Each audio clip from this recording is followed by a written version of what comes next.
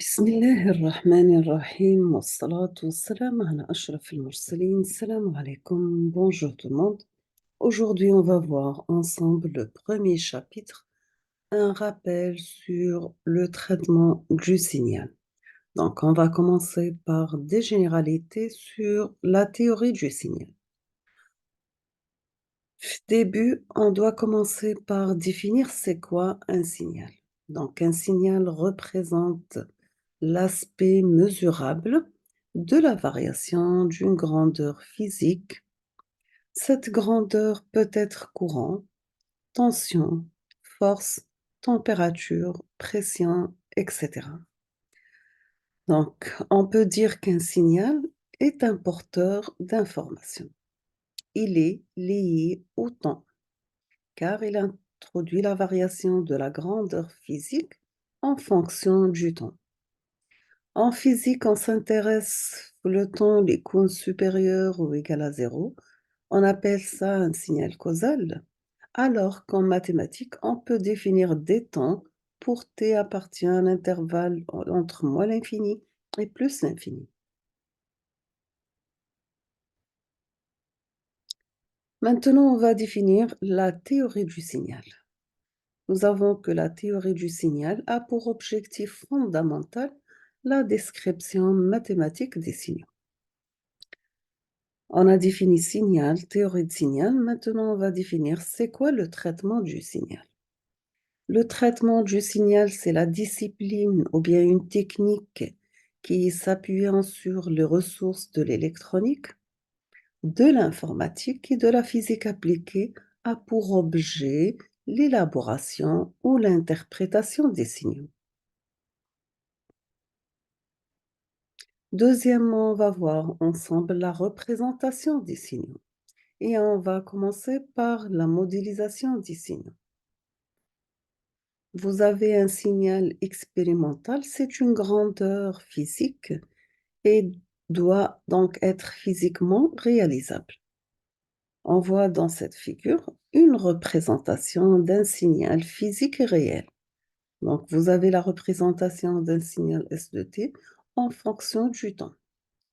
La période du signal de 0 jusqu'à la fin, on appelle ça un support borné. Son amplitude varie l'amplitude maximale et minimale. On appelle ça une amplitude bornée.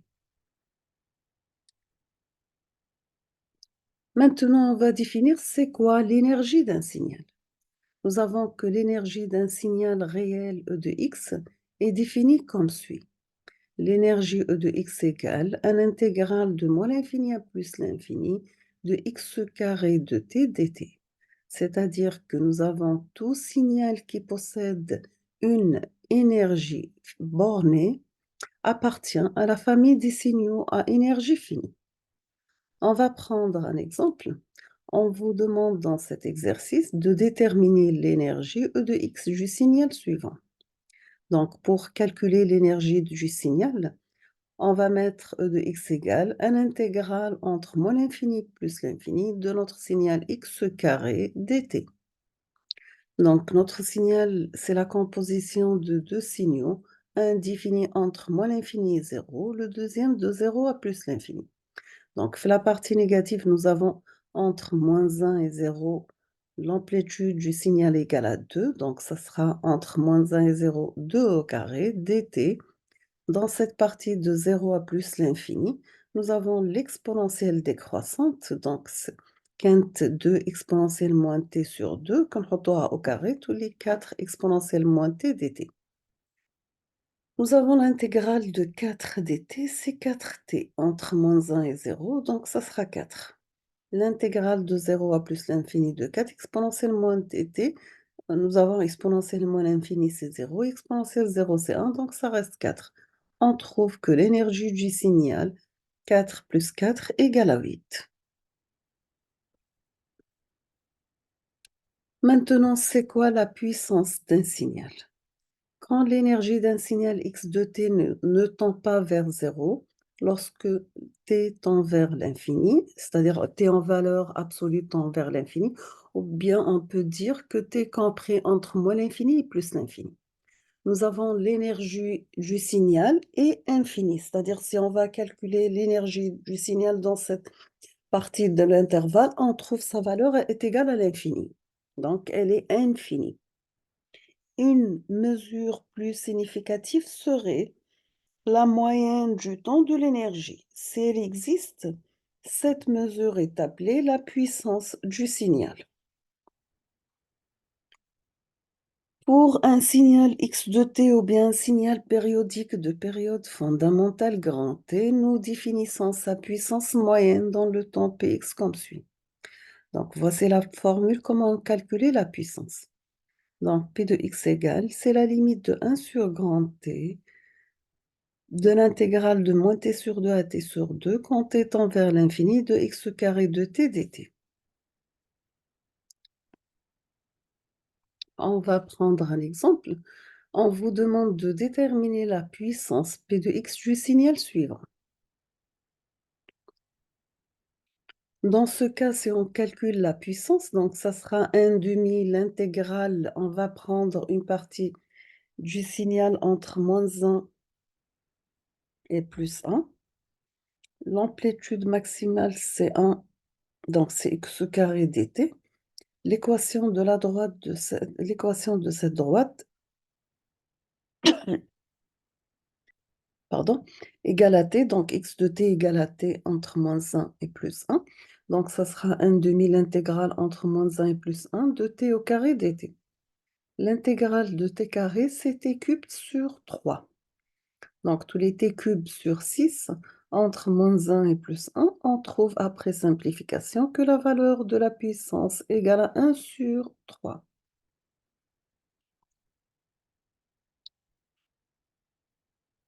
Troisièmement, on va voir ensemble le développement en série de Fourier.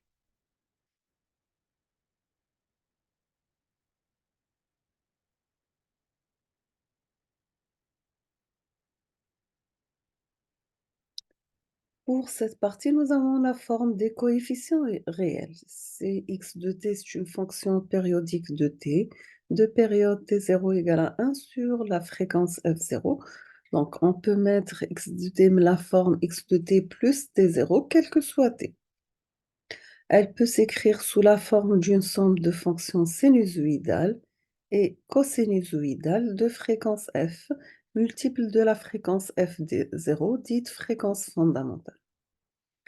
Dans ce cas, on obtient x de t égale a 0 plus la somme de n variable 1 jusqu'à l'infini de an par cosinus de pi n f0t plus bn sinus de pi n f0t, sachant que an et bn sont les coefficients de la série de Fourier.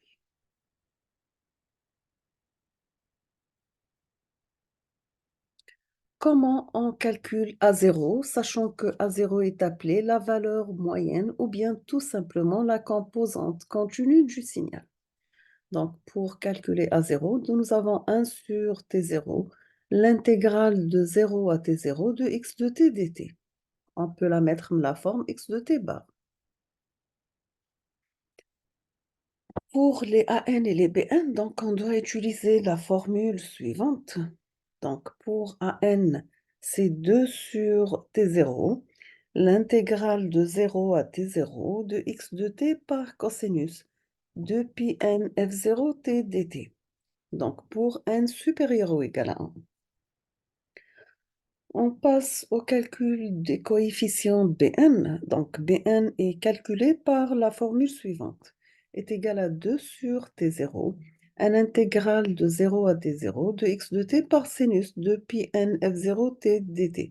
Donc pour n, bien sûr, toujours ou égal à 1. Si nous avons un signal impair, donc la partie, l'intégrale de moins t0 à t0 sur 2 de x de t égale à 0. Si notre signal x de t est pair, dans ce cas, on aura l'intégrale de moins t0 à plus t0 sur 2 de x de t dt égale à 2 fois l'intégrale entre 0 et t0 sur 2 de x de t dt.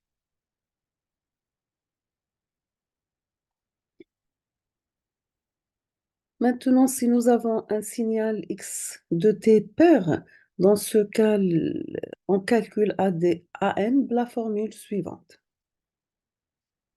AN égale à 2 sur T0, un intégral entre moins T0 sur 2 et plus T0 sur 2 de x de t par cosinus n oméga 0 t dt.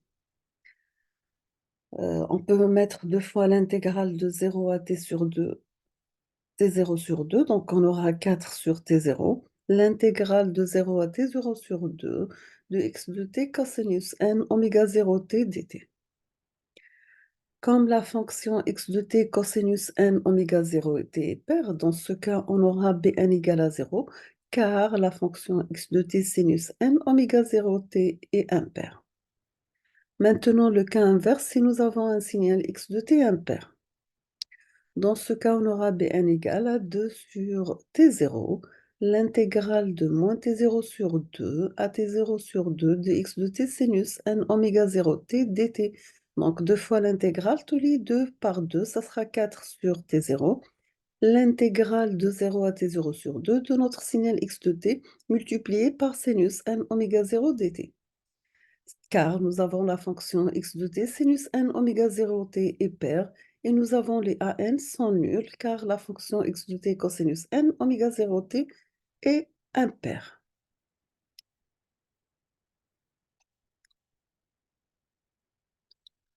Quelle est la forme compacte des séries de Fourier? Donc, pour un signal x de t, la forme x0 plus la somme من n varie من l'infini de xn cosinus n oméga 0 t plus θ n. Grand X0, ça sera la valeur de la composante continue du signal ou bien sa valeur moyenne à 0. Pour x de n, ça sera la racine carrée des coefficients an au carré plus bn au carré. La tangente Tn, ce sera la tangente moins 1 de moins Bn sur An.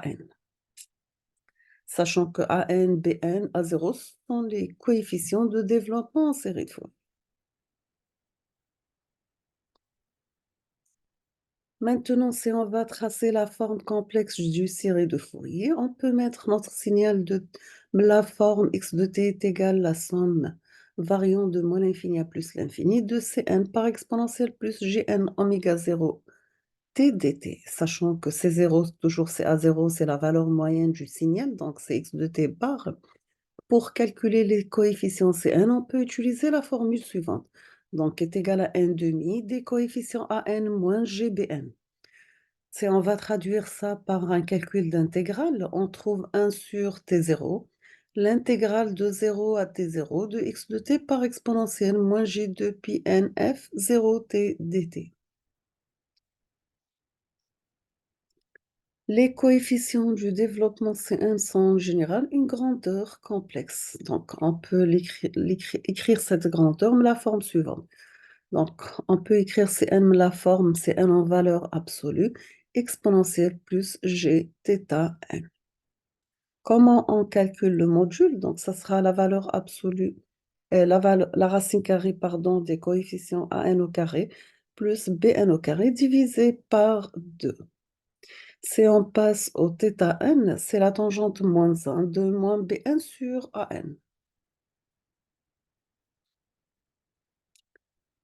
Nous avons un exercice. Dans cet exercice, on vous demande de trouver les séries de Fourier trigonométriques compactes pour le signal x de t de la figure ci-dessous.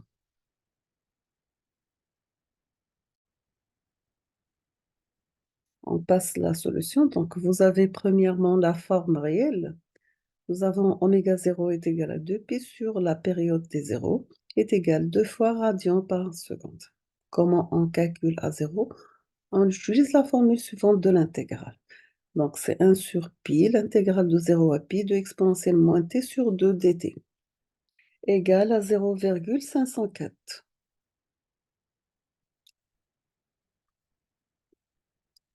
Comment on va calculer AN? Donc, on va utiliser la formule suivante, c'est 2 sur pi, l'intégrale de 0 à pi de exponentielle moins t sur 2, cosinus de nt dt. Donc, ça sera application après simplification de l'intégrale par l'application. On aura est égal tout simplement 0,504 multiplié par 2 divisé par 1 plus 16 n au carré. Pour les B1, donc ça sera 2 sur pi, l'intégrale de 0 à pi de exponentielle moins t sur 2 sinus de nt dt. Donc est égal à 0,504 par 8n, 8 fois n divisé par 1 plus 16 n au carré. À la fin, on peut mettre notre signal x de t, mais la forme 0,504 multiplié par 1 plus la somme variant de 1 jusqu'à l'infini de 2 sur 1 plus 16 n au carré par cosinus de nt plus 4n sinus nt, de nt, pardon. Maintenant, pour la forme compacte, nous avons x0 tout simplement égal à a0, donc est égal à 0,504. Pour xn égale la racine carrée de an au carré plus bn au carré.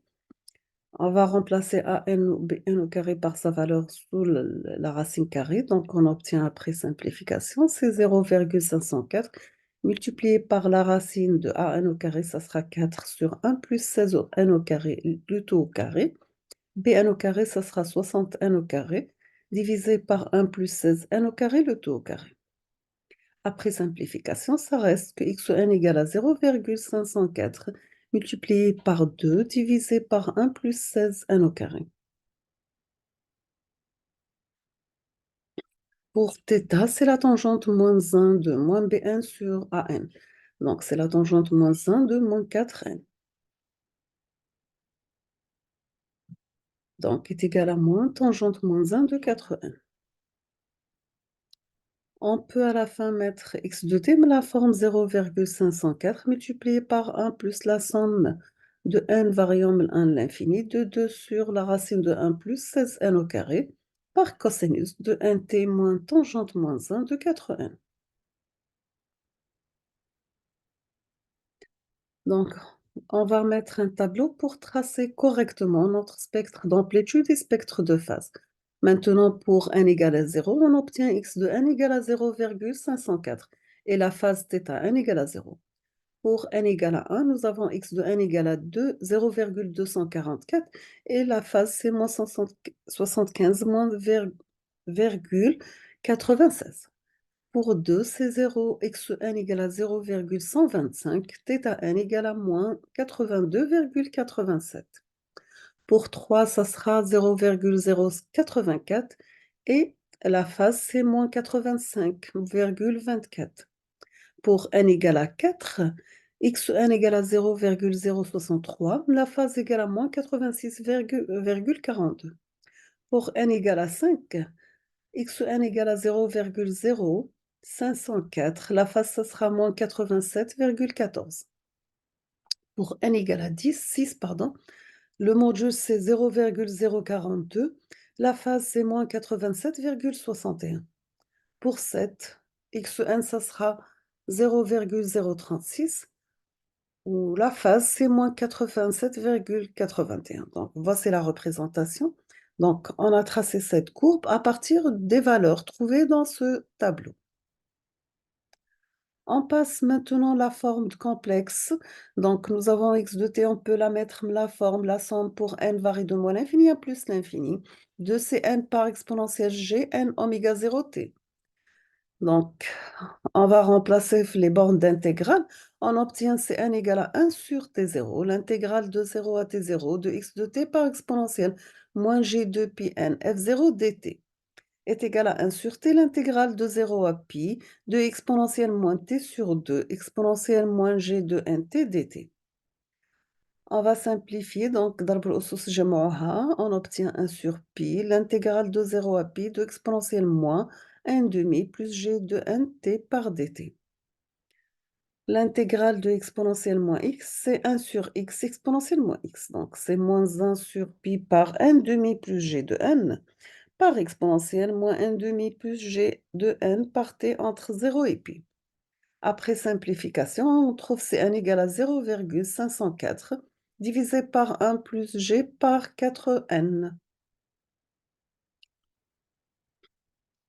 Donc, on peut mettre x de t la forme 0,504 par une somme de n varie de moins l'infini à plus l'infini de 1 sur 1 plus g4n par exponentielle g de nt.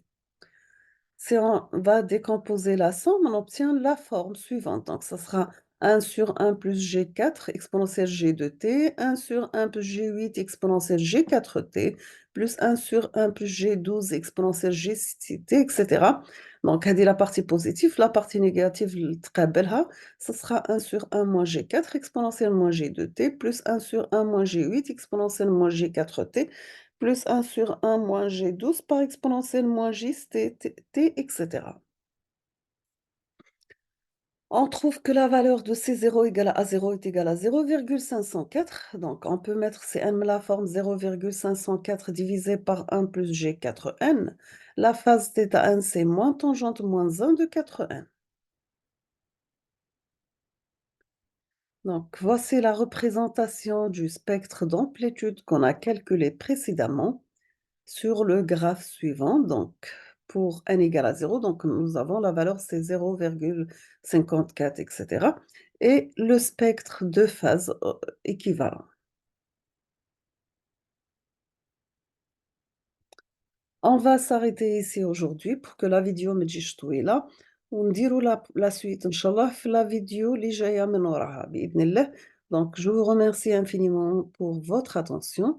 N'hésitez pas si vous avez des questions et à la prochaine vidéo. Good luck.